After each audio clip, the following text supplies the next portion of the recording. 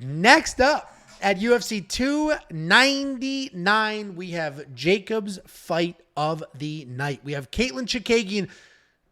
I had said on my Quick Picks video she's gotten married, so her last name changed. She might have gotten divorced. I actually don't know. Her last name is no longer Chookagian. She's trying to hide from us. Seminara. And she's taking on Maycee Barber.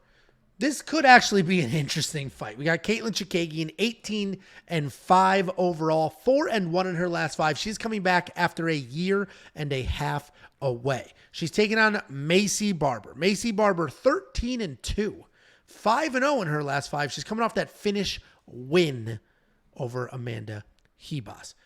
Katlyn Chookagian is a very tough 1s and 2s fighter, meaning she sticks to the basics. She has mastered the basics. It's a lot of jabs, a lot of rights, a lot of tennis noises like nope, they're not like that. Okay. A lot of forward pressure, a lot of managing the distance, and a lot of basic striking. And that's not an insult. That is a compliment. She doesn't rely on big looping power. She doesn't rely on spinning nonsense. She is very, very big for this weight class and has very solid basics, and that has been enough to beat most of this division. She is coming off of the 29-28 loss to contender Manon Fiorot, where she had plenty of volume, but she just did not land as much as she would have hoped, and the more meaningful strikes seemed to come from the other side. She's taking on Maycee Barber. Maycee Barber is a very good striker, very good boxing, improved wrestling as well. She is not a grappler like in style or at her heart, but she does have some very well-timed takedowns when she needs them. And she has taken down some of the better people in the division, like Montana De La Rosa, Jessica Ai, Miranda Maverick, and Andrea Lee in those fights. Takedown defense is not very high, and she has been taken down 11 times, including twice in her last fight. But she is coming off of that finish win over Amanda Hebos, which crushed Jacob's dreams and his $1,000 parlay. This is going to be an interesting fight. Yeah, it was a $2,000 parlay. I thought it was only $1,000. Oh, it was too. Ouch.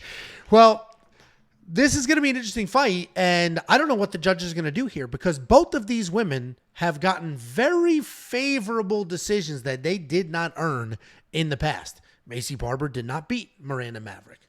Katlyn Chookagian did not beat Vivian Araujo, but they were gifted those decisions. And that's because the judges seem to like Maycee's activity. The judges seem to confuse the tennis noises coming out of Katlyn's mouth with landed strikes. And we get an interesting fight and an interesting decision. I do think this will be a razor-thin fight. These odds are bizarre to me. While Maycee Barber is very talented and very well-rounded, a 2-1 favorite over a giant Katlyn Chookagian. I'm not saying giant in like a derogatory way. For this weight class, she is huge, and she uses that size to her advantage. I think Katlyn Chookagian is a very live dog. I was going to go bet plus 3.5, but the bookies are onto it. So it was a juiced plus 3.5 bet.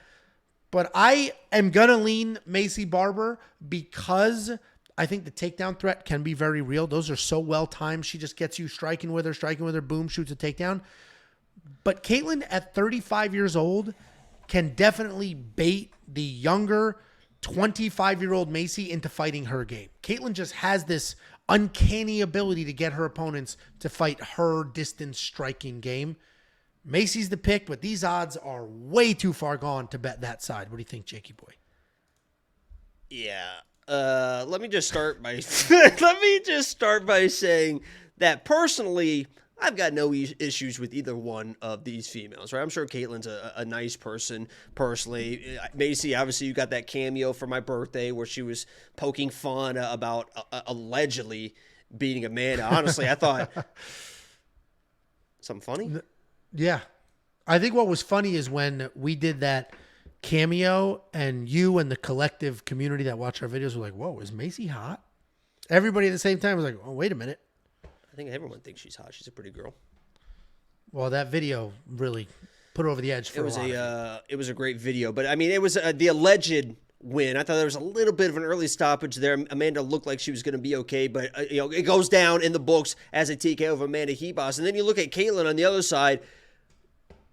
Oh, I can't. I hate her. I cannot stand Katlyn. She has killed 2 of my lock of the weeks in the most bullshit decisions I've ever seen in my life. Vivi came in. If you watched that second round, was almost finishing Katlyn for like 3 minutes of that second round. Almost finished her to a point. She got so tired that in the last minute, she was kind of like walking away, but Katlyn was not doing any damage because Katlyn's never done any damage in her life.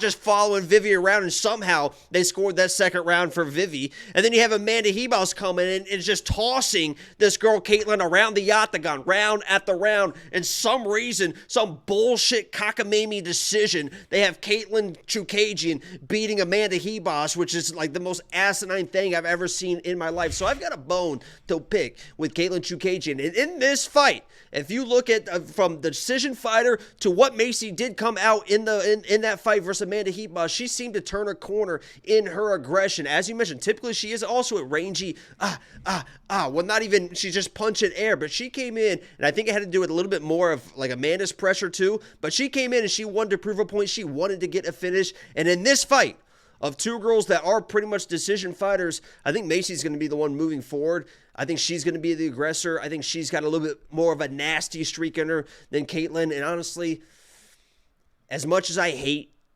both of these females as fighters, and as much as I would love to see them both lose, I hope Maycee takes this fucking girl's head off. At this point, Maycee, you know what? You took the power of Amanda Ribas. You finished her. Let's take that and blow through this girl, Katlyn. I'm done with her forever and always. I'm picking Maycee. And I think it's better value than Moroz. 100%. That statement I agree with. Because she's a better fighter than Moroz is. Right. And Katlyn's younger than Wood is. So yeah, I agree with that statement for sure. What is funny is in the live chat right now, there are a lot of people saying Katlyn's too old. Maycee's getting better. Katlyn's getting too old. And a lot of these names I recognize from 2 breakdowns ago talking about Pedro Munoz is going to win that fight. It's the exact same dynamic. I don't understand how in this fight, Katlyn's too old, but Pedro Munoz at 37 isn't when they're both fighting 20-something-year-olds. Very interesting. And I will say, too, I mentioned that just because I brought up Amanda. There was a picture that leaked today, and I will be at the Apex in a couple weeks. It's going to be a lot of fun. Amanda does know that I am coming to the fight now. I was messaging her last night because she replied to my story because a year ago, I met her in Vegas. This surfaced, and I sent it to you, and I just want to make everyone aware. I just want to, that is Rose Namajunas today. Her fight is in 2.5 weeks, and she's definitely not at 115 anymore. And, Amanda Ribas is plus 140 right now. So, just I mean that's not a very favorable picture. I hear you, but we got $7,400 Katlyn Chookagian, $8,800 Maycee Barber. Man, Maycee's only worth this price if she's going to get takedowns or a finish. I don't see a finish here. Katlyn is tough, and she is much larger. I mean, you saw the stats on this previous slide, 5'9" to 5'5", 68 inches to 65 inches. Like, there's a big size discrepancy there, and Maycee's going to have to work in the distance, work in the gap there. If there's takedowns and control, then Maycee could be worth that money, but there's a lot of – I'd rather spend a couple more dollars and get a Gamrot and then save the rest of that money on Pedro Munoz at $7,100 or something to that effect. So I'm going to leave both of these women out of a DraftKings lineup. But if you do want to see what our cash core plays will be, want to see the ownership projections, you want to see all the bets, the picks, the safety parlay, and more, WeWantPicks.com. Just click Become a Member at the top. Before you go, let me give you $50. Anybody who goes to WeWantPicks.com/bets and signs up with any one of our affiliate partners gets $50 as a thank you. Use the link, sign up, make a deposit. We send you $50 as a thank you.